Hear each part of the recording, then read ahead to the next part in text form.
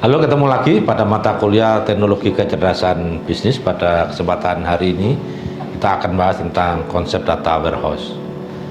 Data warehouse yang akan kita pelajari terkait dengan gudang data atau yang biasa disebut data warehouse itu sendiri.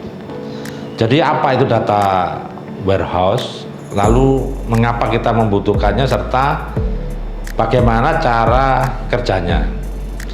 Data warehouse atau gudang data adalah kumpulan data yang diambil dari berbagai sistem operasional. Data-data tersebut diubah untuk menjadi sebuah data yang konsisten yang nantinya dimuat dan dianalisis.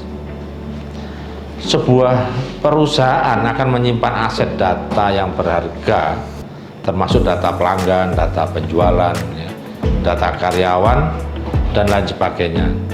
Dalam hal ini, keberadaan data warehouse penting bagi pemangku kepentingan bisnis ya.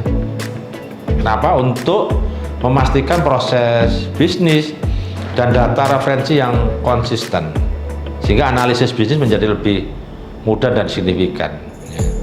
Singkatnya, data warehouse adalah sumber utama kebenaran bagi sebuah organisasi yang ditujukan untuk sebuah pelaporan dan analisis data ya. Terdapat jenis-jenis data warehouse. Yang pertama, enterprise data warehouse. Yang kedua, operasional data store. Yang ketiga, data mart. Enterprise data warehouse adalah gudang data terpusat ya.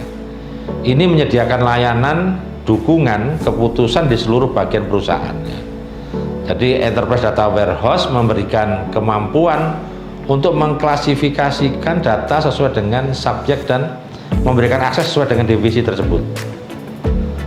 Lalu operasional data store atau yang biasanya disebut ODS ya, tidak lain adalah menyimpan data yang diperlukan ketika data warehouse maupun sistem OLTP itu tidak mendukung kebutuhan pelaporan organisasi.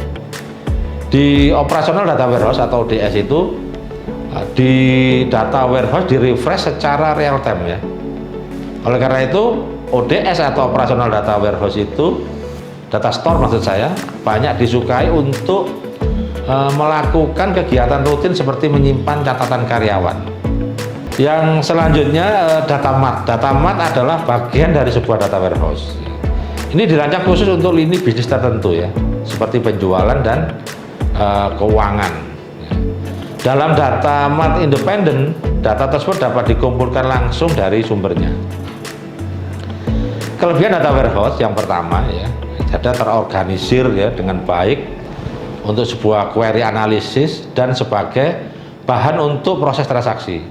Yang kedua, adanya perbedaan struktur data yang banyak macamnya ya, dari sumber yang berbeda sehingga mudah untuk diatasi. Yang ketiga, memiliki aturan transformasi untuk memvalidasi dan mengkonsolidasi data dari OLTP ke data warehouse.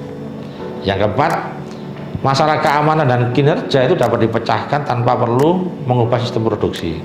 Yang kelima, memiliki model data yang banyak macamnya dan tidak tergantung dari format data awal atau sumbernya ya, sehingga memudahkan dalam menciptakan sebuah laporan. Lalu kekurangannya, yang pertama, data warehouse itu bukan merupakan lingkungan yang sesuai, yang cocok ya untuk data yang tidak terstruktur. Yang kedua, tidak perlu diekstrak atau diubah atau ETL ya, dan di-load ke data warehouse sehingga membutuhkan tenggang waktu untuk memindahkannya. Yang ketiga, semakin lama dipelihara, semakin besar biaya yang merawat sebuah data warehouse. Yang keempat, data warehouse itu dapat menjadi ketinggalan dari data terbaru yang relatif cepat ya. Karena data yang digunakan di data warehouse itu tidak update secara cepat, sehingga data yang ada itu tidak optimal.